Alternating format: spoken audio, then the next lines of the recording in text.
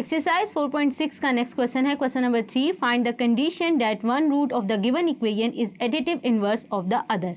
हमारे पास given equation है, यहाँ से हम क्या करते हैं, पहले सम ऑफ रूट्स और प्रोडक्ट ऑफ रूट्स को कैलकुलेट कर लेते हैं। तो हमारे पास क्या है, ए लिख लेते हैं, यहाँ पे ए क्या है, कोफिशिएंट ऑफ एक्स, क्लियर आप देख सकते हैं यहाँ पे ए क्या है 1, इसी तरह बी यहाँ पर क्या है पी कोफिशिएंट ऑफ एक्स, और हमारे पास सी क्या आ जाएगा कांस्टेंट वैल्यू यानी यहाँ पर क्या है क्यू।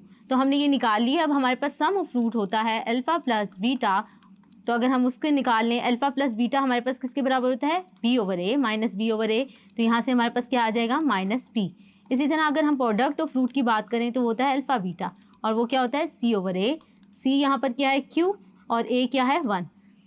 अब हम क्या करते हैं, इस गिवन इक्वेशन हमारे पास जो कंडीशन दी हुई है वो क्या है additive inverse of the other. अगर मैं ले लूँ let alpha be first root, तो जो अदर रूट होगा वो क्या होगा, क्योंकि एडिटिव इनवर्स है। एडिटिव इनवर्स का क्या मतलब है कि हम दो अगर जो रूट्स हैं उनको ऐड करें हमारे पास एडिटिव आइडेंटिटी आ जाए। तो अगर हमारे पास क्या है एक रूट अल्फा है तो दूसरा रूट अगर हम उसमें क्या ऐड करते हैं कि हमारे पास आंसर 0 आए तो हम क्या करेंगे माइनस अल्फा को ऐड करेंगे, तो हमारे पास आंसर क्या आता है 0 विच इज़ एडिटिव आइडेंटिटी। तो अदर रूट क्या हो जाएगा हमारे पास will be minus alpha.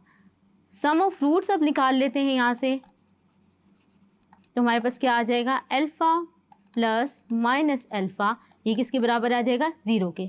But जो हमारे पास ऊपर सम आ रहा है सम ऑफ रूट्स वो क्या है हमारे पास, उसको लिख लेते हैं, वो हमारे पास किसके बराबर आ रहा था माइनस पी। तो यहाँ से अगर हम 1 और 2 को कंपेयर कर लें तो मेरे पास इक्वेशन क्या बन जाएगी minus p equal to 0 which is equal to p equal to 0। तो ये हमारे पास क्या है इज रिक्वायर्ड कंडीशन।